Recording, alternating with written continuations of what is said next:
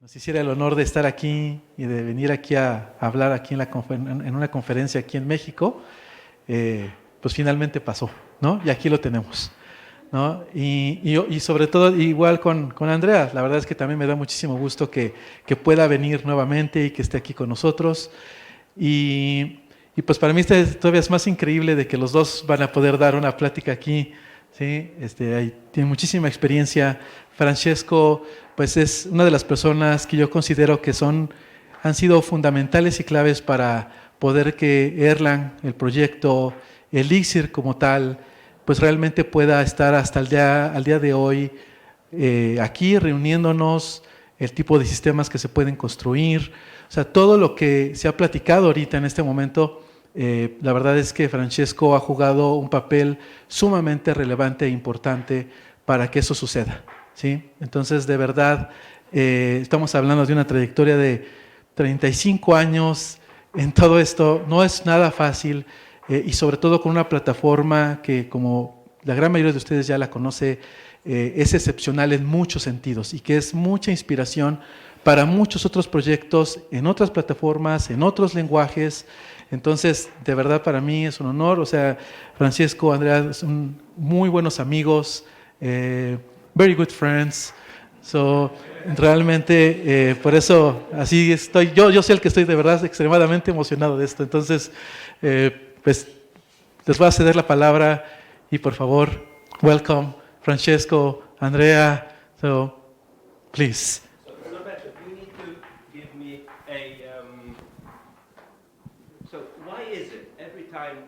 I get invited to be on the conference, so I get either put right after lunch or in between everyone and their beers. So did you hear in the back? Yeah, perfect. So it is late. So can you just before Andrea and I start, can you please just get up, just stand up, trust if you can, of course, and just. Come on.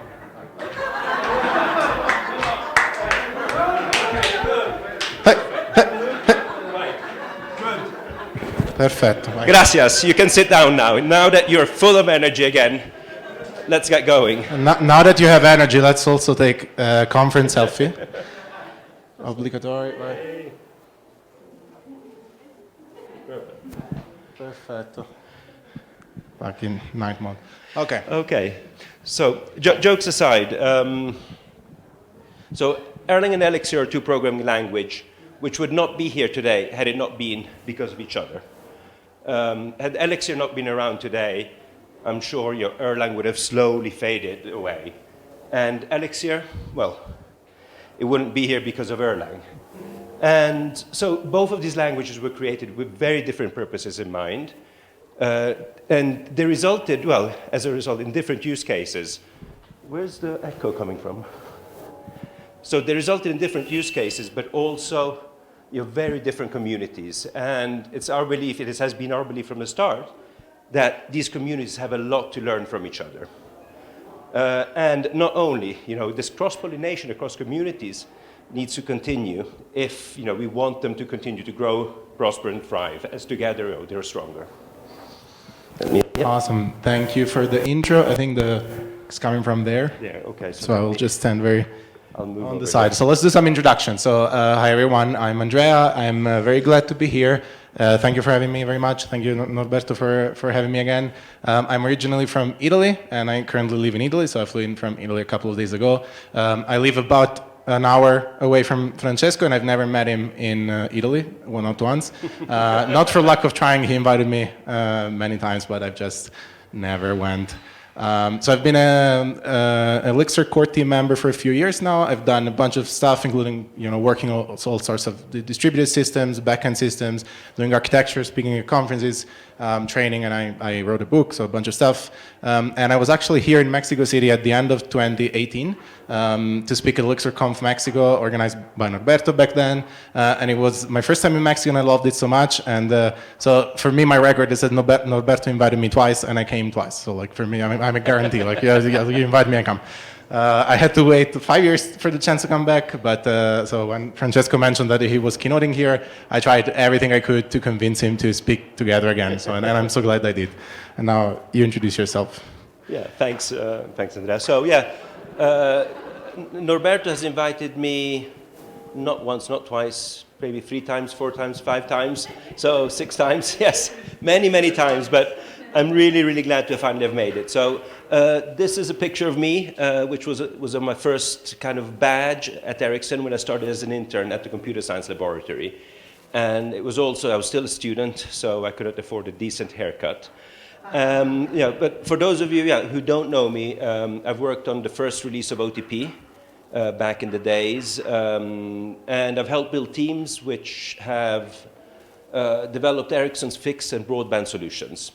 So, and on top of that, I've been fortunate enough to see a programming language become an ecosystem of language. Now, I don't have a picture of me here in Mexico City, but I do have a picture of me in Medellin, where I last spoke. This was my last kind of in-person conference, and and that's when I last saw Andrea actually before the pandemic, and and then time after that we saw each other in America. So we never see each other in Italy, but North, Central, and South America seems to be the norm. Now, a very big thank you for having me. I've been wanting to come to Mexico. It's my first time, so I've been wanting to come to Mexico since 2009, when I kind of first came in touch with the vibrant community here.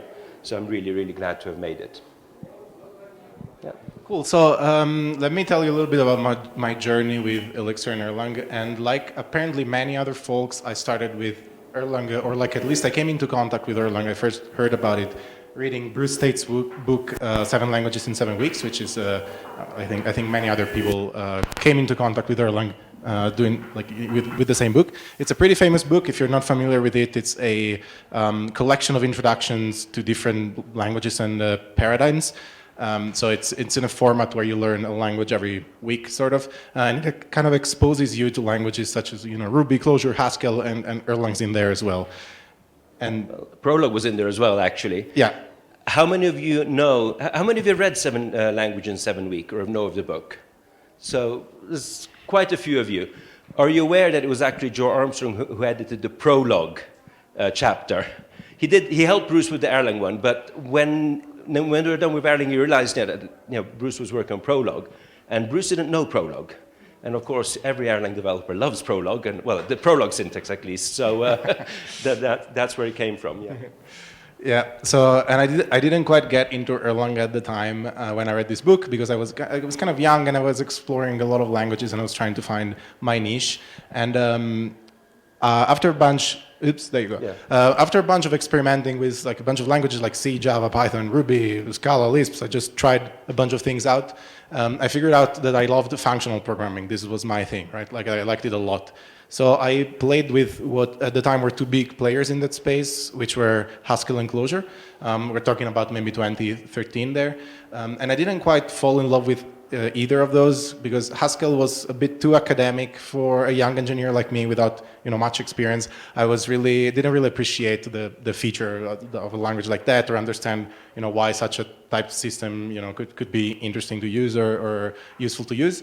And Clojure was nice, but for some reason it just didn't click. I just didn't fall in love with it right away, right? And I came into contact with Elixir during this pursuit of happiness that I was trying to do. And as it turns out, with hindsight, I was kind of subconsciously, I think, searching for a language that would be functional, practical, and modern, but based on very solid foundations, right? And Elixir was just that. Now it's been almost 10 years that I've been working with Elixir, and some of you as well, so it's a long time, it's a decade of working with the language, and I spent 7 of those years in the core team, as a member of the core team of the language. So I've been really immersed, not just in the language, but in the ecosystem, in the community as well. I've done a lot of community work, a lot of open source work in Elixir, so it's really been immersed in that. Still, most of the Erlang work that I've done has been either in the Elixir compiler itself, which has parts written in Erlang, or in contributions to Erlang libraries. But I have never done Erlang at work or developed Erlang applications, right? I have no commits in Erlang OTP. I have nothing. I've done no Erlang professional work. Still, even though I've been quite focused on Elixir and I've been really immersed in Elixir, most of what I know about OTP and about design patterns, about best practices for Erlang and the Beam in general comes from Erlang resources, like Francesco's book, or with designing for scalability with Erlang OTP, or by Joe Armstrong's Programming Erlang. I consumed just a lot of resources of Erlang resources, also because back then, 5 or 6 years ago, there were less Elixir resources than there are today, right? So I consumed a lot of Erlang resources, and that's how I know most of what I know about the Beam, about OTP. And I mean, it's so secret. The largest group of buyers of my book was the Elixir community. Yeah. And yeah. So yeah. So however, to me, the thing is that these two languages are kind of almost the same here, right? So there are different shell around the same runtime and ideas and concepts. So the syntax is different, obviously, and Elixir has some features that Erlang doesn't have, like protocols or macros, but at the core, they're really the same language to me, right? And especially as Elixir developers, for us, it's just enough to get a hold of Erlang syntax, and we should just be able to read Erlang code, right? Because it's exactly the same semantics, and very similar standard library. We use a lot of Erlang standard library in Elixir as well, so we should be able to just read that, right? So even if I didn't actually participate in Erlang development, I didn't really write Erlang significantly, didn't do it for work, I still got a lot of knowledge from its ecosystem, and from its community, right? And this makes sense to me because Erlang has been around, decades longer than Elixir has, so the resources were, much more at that point. However, I still, to this day, I still, Elixir folks reaching out for Erlang resources very, very rarely, right? And I think that's, we can get a lot from cross-pollinating with the two communities, and especially with the learning resources, because, does it mean that you can't get any knowledge from Elixir resources? Well, not really, especially nowadays, there are plenty of Elixir-specific resources to learn from, right?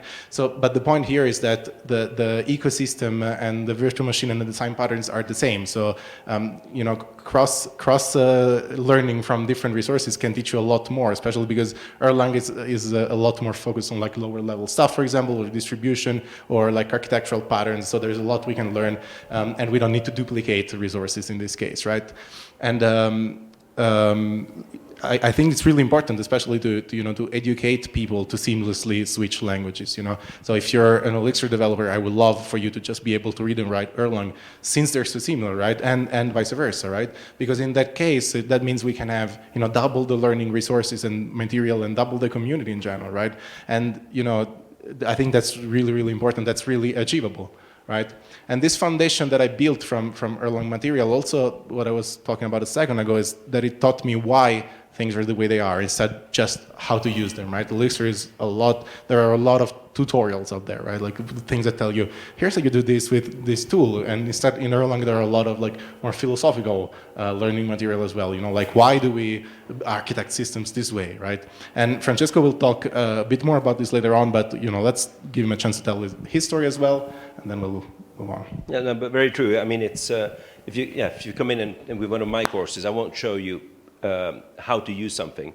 I'll tell you why it's built that way, and by telling you why it's built that way, I'll get you to understand how to use it. So it's a very different approach. But what was my background? So I came across Erlang when I was in university, so it was the mid-90s. And I'd program in Lisp, in Prolog, ML. Ada introduced me to concurrency. And if any of you have tried Ada, it was painful. Programming languages designed by committee are not a smart idea, but it was, there's a language up here, which is Eiffel.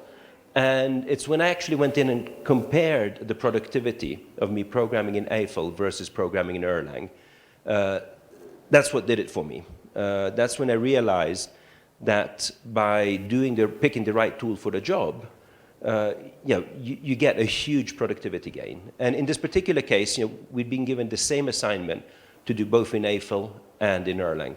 And it ended up taking 3 times longer to do the assignment in Eiffel, even though I had already solved most of those problems. And so that's really what kind of got me into Erlang. I picked up the phone and I gave Joe Armstrong, so the Erlang co-inventor, a cold call. So this was the days before you had all of these salespeople trying to call you and reach you. I just called the Ericsson switch, and I asked for Joe. I got through to him, he answered, and so what I said is, would you like me to take in Swedish, eller föredrar du engelska, which means, or do you prefer English? And I don't know how many of you have met Joe, but there was a 2-3 second silence, after which we heard the laughter, those of you who've met him and know him, or have become accustomed to hearing. And it's, and this is how I started my career at the Computer Science Laboratory. I spent 6 months with the co-inventors of Erlang and everyone else, all the other scientists at the Computer Science Lab. And I think the rest is history. But I'm digressing here. When did I first hear about Elixir? The year was 2012. That was when Jose gave one of his first public talks at an event just like this one. It was, they weren't called Codebeam at the time, but they were called Erlang Factory Lights. And it was in Krakow in March. And I was not there, but I got told about a Brazilian developer who lived locally, presented a Ruby-inspired programming language which was running on the beam. And it wasn't a new idea. Tony Arcieri in 2008 was working on a programming language called Rhea, which he then presented in 2009. And but this basically goes to show that the idea was not a bad one. Good ideas get invented at least once, independently of each other. But let's step back. Why was Erlang itself invented? What were they trying to solve? And so this is a quote from Robert Verding. I'll give you a few seconds to go in and read it. So Erlang was invented for resilience, scalability, and maintainability. So they were trying to figure out how to program the next generation of telephony switches. And the solution happened to be a programming language, but when they sent out on this quest, they didn't set out to invent a programming language. That just happened to be the solution to the problem. And they built it for enterprise. Ericsson never had a project with less than 100 plus developers. And in these projects, you got told what tools to use. Spending a week integrating Erlang and the whole workflow into the tools you were told to use was perfectly acceptable. As there are two things: A, there were 100 plus developers, which would be trained up. But not only, once these systems were deployed, they were used for a long, long time. I mean, look at 5G networks today. That is the code base which came from the GPRS project, which was first publicly demonstrated in 1998. And of course, code gets enhanced, gets improved, but the code base is still the same, very much the same.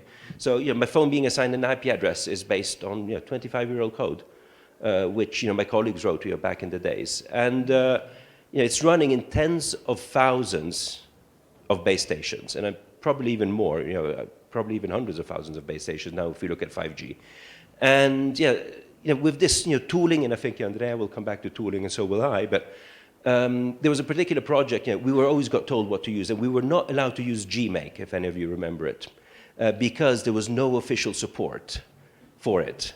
So we got told to use Make instead. This was we're developing on Solaris. So to avoid switching, we installed Gmake, but then just renamed it Make, and then no one noticed. So these were the type of tricks we were playing back then. No, sorry. Yep. So, knowing what we know today,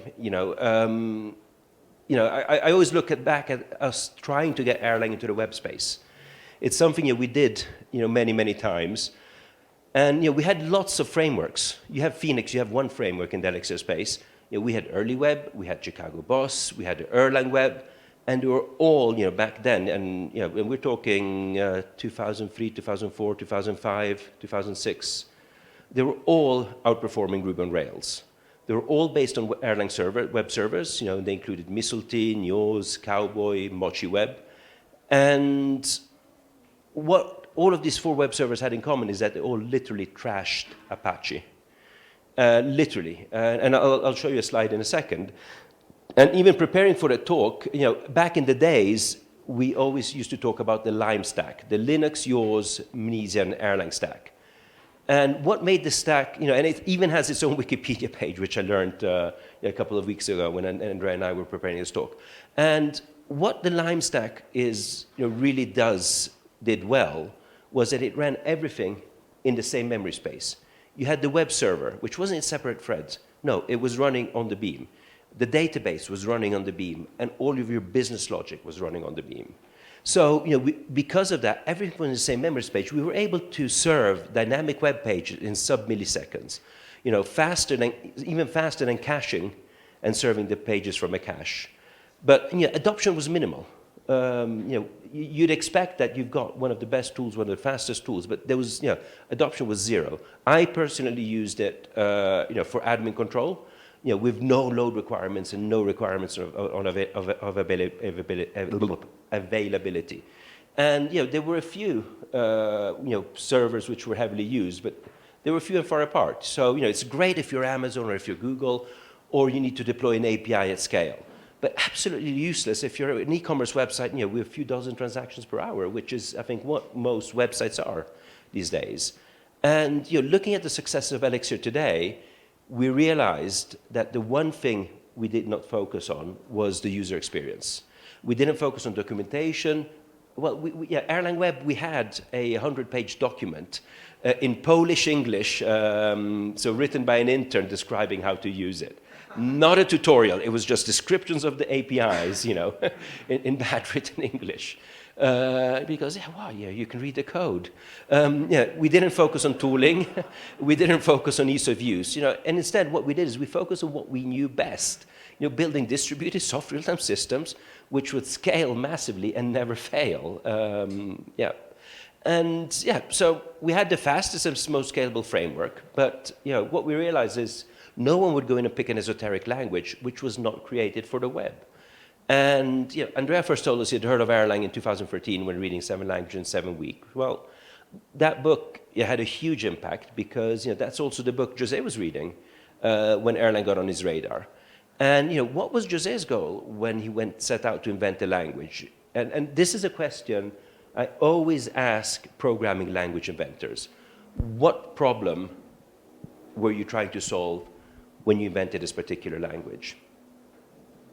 Yeah, so Elixir, this is a quote from Jose, but Elixir was essentially born to bring the power of Erlang to other communities, starting with, but not stopping at, the web, right? So Jose found out about Erlang in 7 Languages in 7 Weeks as well, just like I did, and his background was in Ruby and web development especially, because he was a member of the core team of Ruby on Rails back then, which is a framework that I think a lot of you know at least have heard of. And this being in the core team of a web framework and doing a lot of web work, giving quite a lot of knowledge around the web space, right? Quite a lot of context and about the challenges of the web space. And he moved away from Rails and from Ruby as well, kind of in search of something that would possibly be, a better fit for the web, right? A better fit for modern web development. And he said over and over, the thing that I've always heard about Jose saying is that when he found Erlang, he liked everything he saw, but he didn't like what he didn't see, right? So he liked the features of Erlang, but he thought we could, do something to. So when he started, in Elixir, he actually wanted to leverage the power of the beam, leverage all the features that Erlang provides, that Francesco talked about, but just make it more accessible. I wanted to bring together all the modern features, all these features that Ruby and Ruby on Rails had, and that seemed to attract so many, developers, especially, younger developers or beginner developers, that attracted them to this ecosystem. He wanted to bring them together with the stability, the reliability, and the scalability of the beam, right, that we all know today. And part of this effort meant building a programming language that would be modern and that would have modern features, right, with a focus on developer experience, a state-of-the-art macro system, for example, first-class documentation, testing tools, and more. And when Elixir 1.0 came out, so the first officially supported version of Elixir, stable Elixir already had a complete extensible and modern build tool mix, right? You could use it to build projects, to do all sorts of stuff. It had seamlessly integrated package management with Hex and Mix that were integrated together. So you could publish and get dependencies to build your projects. It had a tool to generate very pretty HTML documentation, which is xdoc integrated with the language, with support for in the language itself. It had a powerful built-in test framework, which is XUnit. It had logging support. So it had all of this, like, these are not new things, right? Like Erlang had them for a while, right? And it was really, Francesco told me that it was really hard to get sort of enterprises to adopt Erlang tools, right? So I mean, we had all of these tools in the Erlang community. I've often heard, oh, we've got a package manager. No, we had a package manager 2007, 2008. We had build tools as good as Mix, 2007, 2008. Guess what? No one used them. We weren't allowed to use them because of the types of projects we were using. And it's getting enterprise, getting large companies, which were the ones who were really kind of funding the development of Erlang, were funding the community at the time, was really, really hard. And it's instead, we used other tools which were there and which were available. Yeah, and I think the thing that changed in Elixir and that solved this in Elixir is that in Elixir these tools were all part of the language, right? They were integrated with the language and they were part of the standard library. And Elixir also started out with a good ecosystem of libraries and tools and just like a lot of stuff. Sorry. This like, yeah, no problem. Oh, okay. it's like, what I'd press the button. Yep. Yeah, don't worry. So Elixir started out with all these tools and these features built in, and a really good support for the really good ecosystem of libraries as well, right out of the gate. So, for example, if you were an early adopter of Elixir and you were using it to build web apps, which is like kind of where it started, the space where it started, you already had a very modern web framework, which is Phoenix, and you have, for example, a robust database integration library, right, like Acto. And so this combined with existing infrastructure tools, like you take Postgres, you take an existing data layer, something like that, you'd be set, so you'd be ready to build a web application, and you didn't have to worry about scalability. You just could piece these together and just get something going, right? So as a community, Elixir kind of sort of started building out stuff in layers. You had layers below your code, you had Acto, you had your database, you had your operating system, and they were already there for you. And then you had layers above your code. So you had Phoenix, for example, just serving the request and like providing the web part of your application, and you could just glue things together and focus just on the business logic, right? Which is what we kind of want to do when we're building stuff, especially initially. But the thing is that layers and abstractions also have downsides, right? So, for example, how many of us know how Phoenix works? I've read the source code and understand exactly how Phoenix works. And how many of us found bugs or submitted patches to enhance performance, for example, reduce memory consumptions. We're lucky enough that most of the time we really don't need to, especially, CPU and memory are cheap these days. Phoenix is there already and it works, so we don't need to care about how it's built really. And we Elixir folks are especially lucky because we have so much stuff to build on top of, right? Like we have, the memory optimizations, the performance optimizations are done on the Beam. So, we get them for free. Yeah? Every time it's like we get an Erlang release, it's just Christmas. Like we did zero work, and we got the optimizations as well. And Phoenix is kind of the same. Like how many times we need to go and actually check something in Phoenix? It works, right? Like we know how to use it. It works. It gets the job done. They shouldn't have documented it, maybe. Yeah, that would like reading the code would help. Exactly. But so it's hard to realize. For example, for us, how many of us realize that the building block in Phoenix is a process? It's the Beam, right? Like it's actually using the Beam. And I mean, processes are actually the main building block in Elixir programs. Yeah. But you don't see them because they've been abstracted away. So I mean, even in the Erlang space, we've always worked in layers, and abstraction layers are the best way not only to add but also to hide the complexity whilst enhancing programmer productivity. But back in the days, if you go back to 90s, 2000s, the systems we worked on required granular control on everything we did. We were implementing telephony switches which would handle hundreds of thousands of subscribers on single board computers with 16 megabytes of RAM. And now I almost sound like my father here, when I was your age. But this wasn't long ago. This really wasn't long ago. And every CPU cycle and memory byte had to be accounted for. You could not rely on dependencies you had no control over. So forget putting something in from a package manager. You needed to know how everything under the hood was working, and you had to have full control of it, including the operating system. I mean, going in and how many of you have fine-tuned the operating system? You know, we had to do that, you know, to get the throughput which was required on this hardware. And yeah, we had to use flash memory. That basically meant, you know, you could only overwrite that memory on disk a few times. How many of you are aware, how many of you have read the Beam documentation and are aware that there's a flag which actually allows you to load code across the network? So what you did is you put everything, the minimal amount of stuff, on the flash memory, and then at startup, it would ping a server, and all of the Beam files would be pushed in and stored in memory. It's there, you know, from the flash days, and yeah, it's basically where we come from. Yeah, another thing we Francesco did, didn't even wait for you to raise your hand. It was just like, how many of you heard? No one. Okay, no, let's no, keep going. Exactly. You're making me feel old here, which, yeah. And, you know, again, another thing we had to do in the Erlang world was solve systems with a bottom-up approach. I mean, we had, yeah, imagine 100+ developers, you know, yeah, bottom-up approach was the only thing which worked. And not only, well, the advantage with it is that we first went in and solved all the problems we perceived as being hard. Because, you know, and we got that stuff to work. Because, you know, isolating them, A, made the task much easier.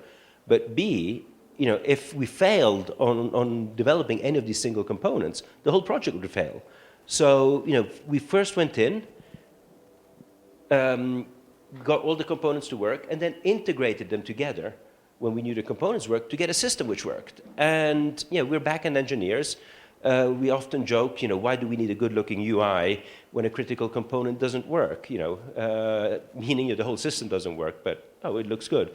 I mean, there was actually a project which was started, which we weren't involved in. Every project was always started with a proof of concept. And in this particular project, the proof of concept was a user interface, which was a management console, which looked really, really good, really, really slick. And you know, and that was enough to convince upper management to fund that project. 2 years later, I don't know how many tens of millions of dollars, and this was, yeah, again, 20 years ago, it ended up being canned because, yeah, because, you know, they were focusing on the wrong things. You know, they were focusing on, yeah, they weren't focusing on the real problems. They were focusing on the operation and maintenance, which, again, it's an engineer, it's not an end user which will look at it. Yeah, history of sales.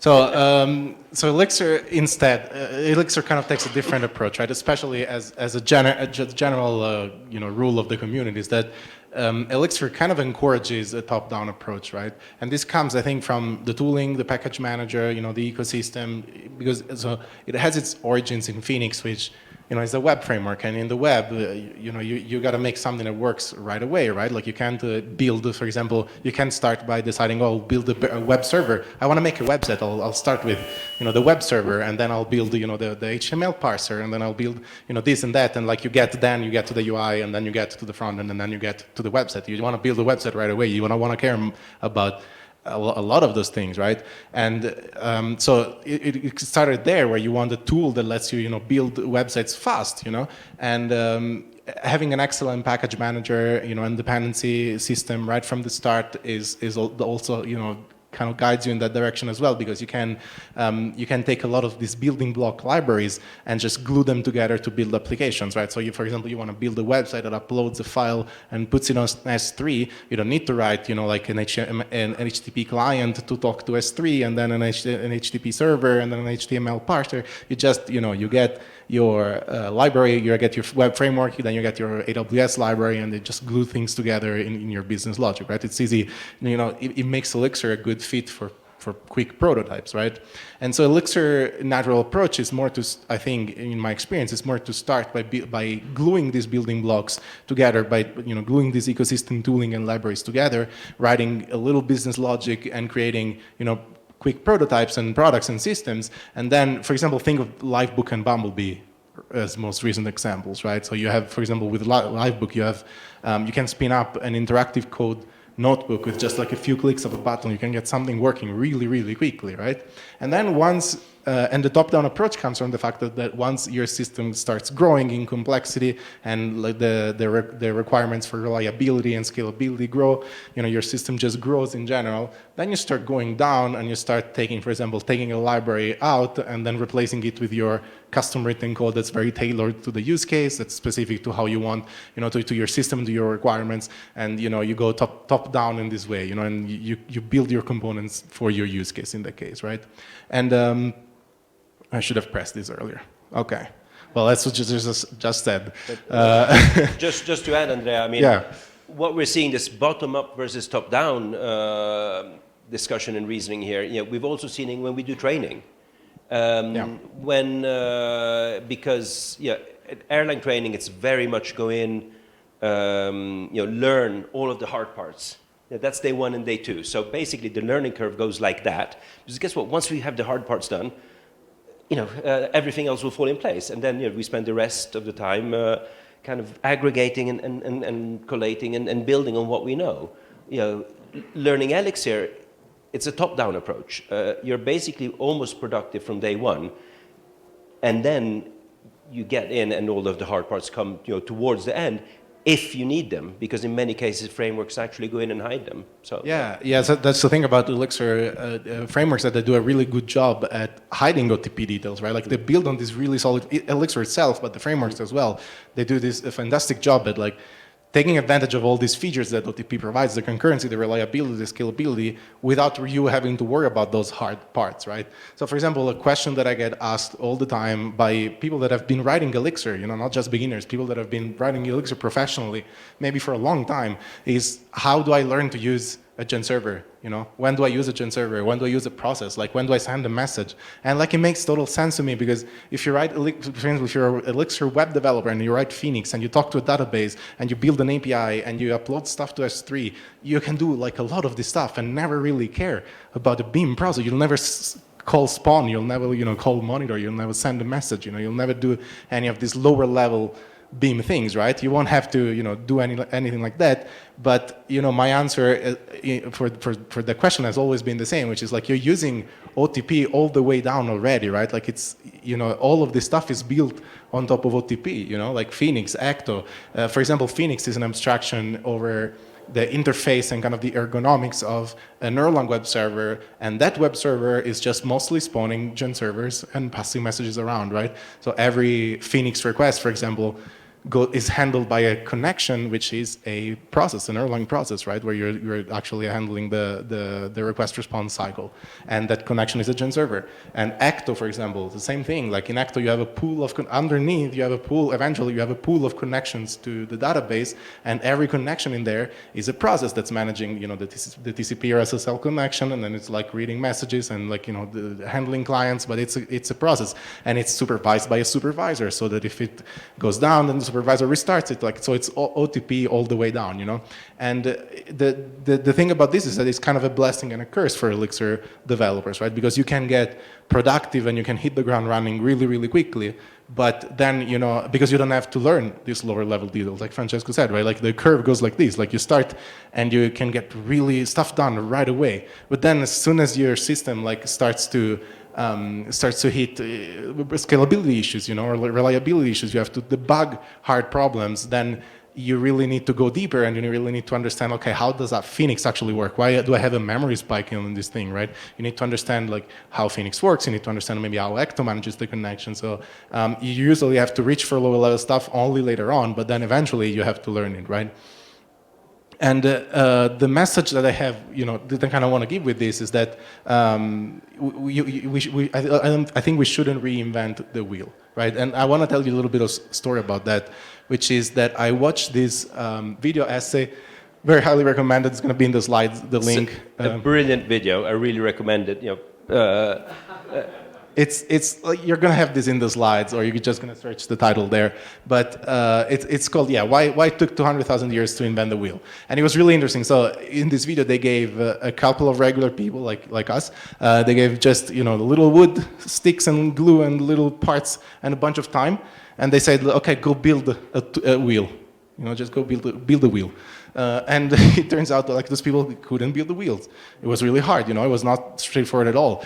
And, you know, there are a lot of things concerning, like, you know, you imagine a wheel, you have to make the wood round, and then you have to like put the thing so that it spins, but it also doesn't fall down and doesn't go out of the, like there's a lot of concerns, you know, the friction and the stability, and it doesn't have to break. And I think most of us, especially like myself for sure, we hear the expression reinventing the wheel and we associate it with redoing something that has already been done over and over again because it's easy, right? And part of that is true, so it's just there is no point in doing something that has already been done, maybe, yes, sure. But the other part of why we say don't reinvent the wheel is that the wheel is really hard to invent. That's the thing, right? Like even when we think about, we know wheels pretty well, right? Like we've seen wheels millions of times still. Like I think we tend to underestimate the complexity of a wheel, right? Of things such as wheel. And we had, you know, if you imagine, humanity has had years and years and like thousands of years to perfect the wheel, right? So they figured out a lot of stuff that like, why do we think we can figure out very quickly, right? So why do we think that, for example, that inventing the wheel in the first place was somewhat easy, you know? Why do we think that earlier humans were just like, oh my God, they had it under their nose and they just didn't see it, it's a wheel, it's very easy, you know? And it's not, you know, I don't think it's like that, you know? So here I'm saying, let's not reinvent the wheel, but not because the wheel was already invented, you know, but because the wheel is really hard to reinvent, you know? And Erlang and the Beam are the wheel in this case, right? Like they've been around long enough for people to have really bashed their heads into, you know, against a lot of problems, and then they solve them. You know, so what are those wheels in the Beam? So, well, the Beam itself, for example, like the virtual machine, like we have that virtual machine, let's use it, right? There's so much stuff that got solved in the virtual machine.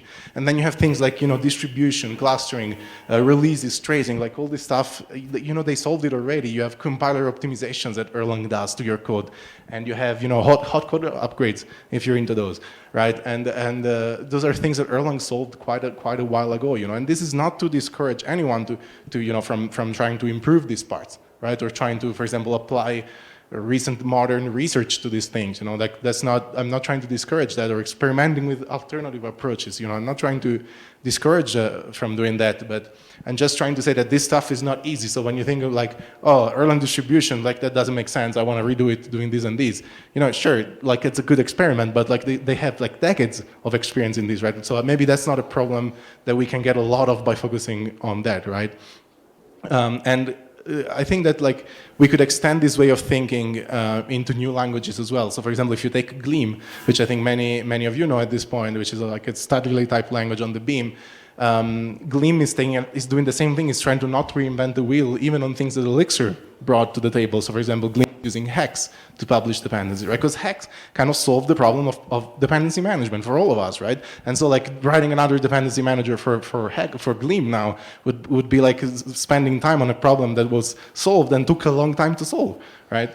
So instead of kind of focusing on these problems that I've solved, I really try to think about what are the problems that we as a community, as the, you know, the Beam community, or the Erlang and Gleam and Elixir folks, what are the problems that we share, you know, and what are the problems that the community would benefit the most from solving, you know, and Francesco's going to talk a little bit more about those.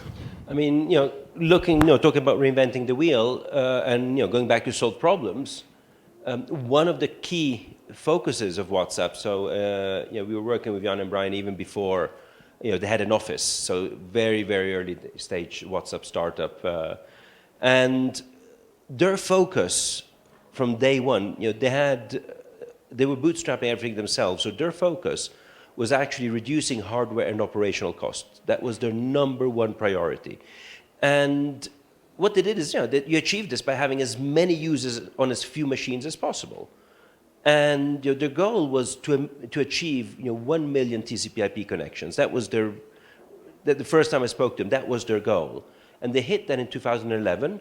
And in 2012, they published this blog right here, where, you know, they announced that they actually managed to get 2 million TCP/IP connections. And they did that by modifying the Beam, by, you know, making changes to FreeBSD.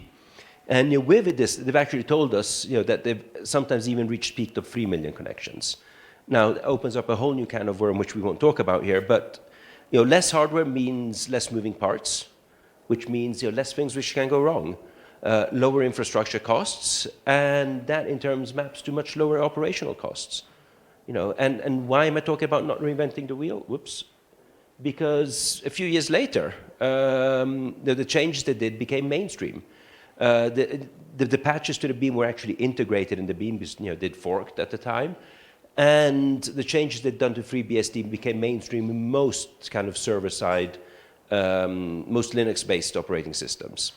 And we saw the results in Phoenix in 2015 when they announced 2 million simultaneously open WebSockets on a standard AWS hardware. And this was just 8 years ago. We're talking 8 years ago right here.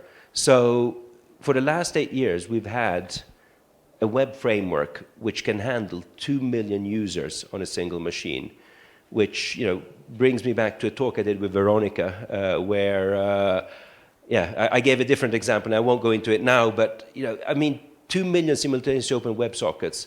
I think that caters from probably 99% of all mobile apps and websites out there. And again, in Phoenix, every socket is a process. And every process receives a request, handles it, and sends back a response. Concurrency is the main building block. But let's go back even further. So this slide has been presented and debated for about 20 years now. It was published by Joe Armstrong. And what it shows is the throughput in kilobytes per second on different web servers. So this is yours, which is yet another web server. It's an Erlang-based web server. And the green and the blue here is Apache with different configurations.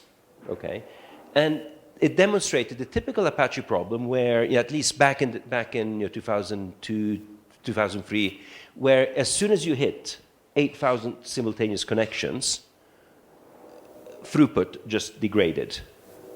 Throughput just went down, and then it crashed. The Beam and yours instead had pretty much a constant throughput up to about 80,000 simultaneously open TCP/IP connection. The throughput remained constant. There was no degradation of service. Obviously, what would happen is, it would take a little bit longer to load a web page, because now all of a sudden you've got 80,000 users, sharing 800 kilobytes per second. But you see the idea right here. And again, this was 2003, 2004, and no one. Despite that, none of us ever thought about why do we actually go in and package yours, pretend it's an Apache web server and ship it out. None of us thought about this. Instead, we kept on using yours in anger for our operation and maintenance consoles, and for our basically simpler user interfaces. I mean, it was I believe it was Nortel Networks which released yours as open source, back in the days.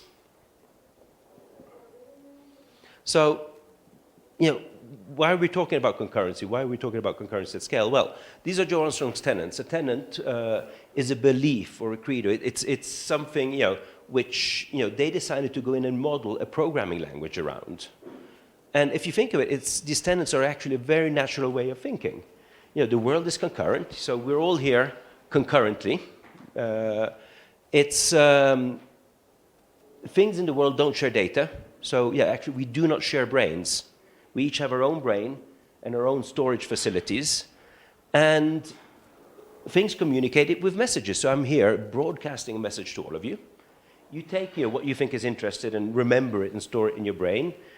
You think, and then what you don't think is interesting, you chuck away. But everyone, has their own copy of what we're talking about in their heads, and what is relevant with them. And most important, things fail. I've lived in London a long time, and what you learn about living in London, where they drive on the wrong side of the road, is you look always both ways when crossing the road.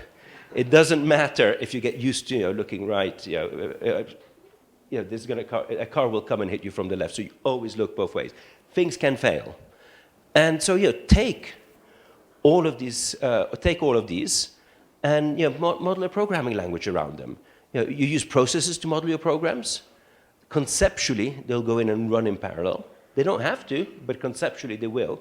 So what you're doing is you're detaching the concurrency model from the underlying operating system, which you have to do. And that's actually what gets the beam now to scale a multicore, because actually we've not even mentioned multicore. Yeah, and again, they didn't do this because of multicore. Multicore came along much later.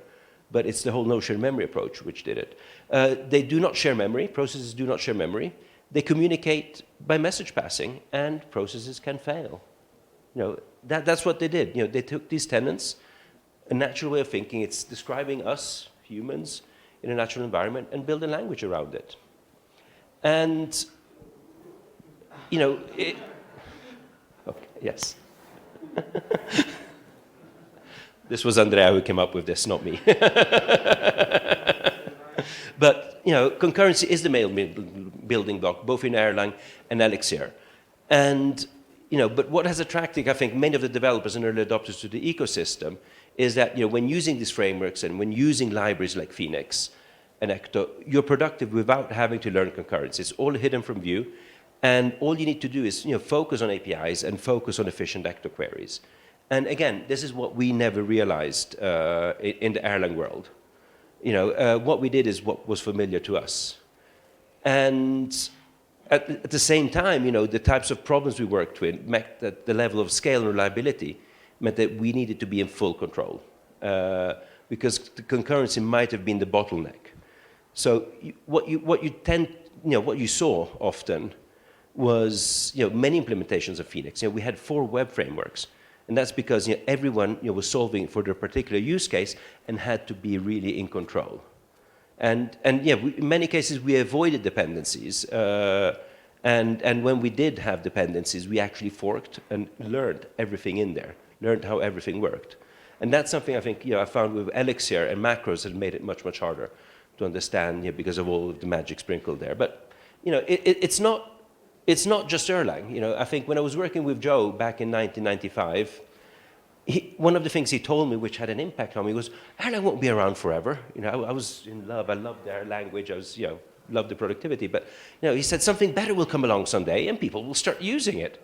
So I started to wait and wait and wait. And at our code beams, and prior to them, all the Erlang factories, we started inviting other programming language inventors, very much with an open mind. Language inventors of both emerging programming language, but also mainstream languages. And we've always been on the lookout for the best tool for the job. And we've had Martin Odersky, we've had Simon Peyton-Jones, Alan Key, Don Syme, Rich Hickey, Guido van Rossum, Larry Wall. And I'm just mentioning a few here. All incredibly bright minds, and I think they came in, they learned a lot from us, and we learned a lot from them. We then started discovering languages being ported to the beam. So, it started with Rhea, and LFE came along, Efene, and we welcomed them as well to all of our events. What can we learn from them? Why are you porting a new language to the beam? Or better than that, what problem are you trying to solve? And it started with Tony Arcieri, Mariano Guerra, Robert Verding. Do you know how many languages run on the beam today? Can anyone guess? That's at least 35, and this is not counting all of the crypto DSLs out there. And what we're seeing today, and I think Andrea touched a little bit over it, is we are seeing today a clear push for statically typed languages. It started with Alpaca, Fez, Alchemy, and Louis Pilford's Green today. And I think that's a really interesting area, which again we're following very, very closely. The beam is moving to IoT devices, and it's not just nerves, it's not just Crichton. There's going to be many, many frameworks there, many, many approaches, and static typing will be playing a very, very important role in achieving the security on these systems, because dynamic typing, which Erlang and Elixir have, make it very, very dangerous and open to attacks. So keep an eye on this space and be open-minded, because Erlang and Elixir will not be around forever. Something better someday will come along, and you heard that from me first. Right? So if I could travel back in time and tell this guy right here something, what do you think it would be?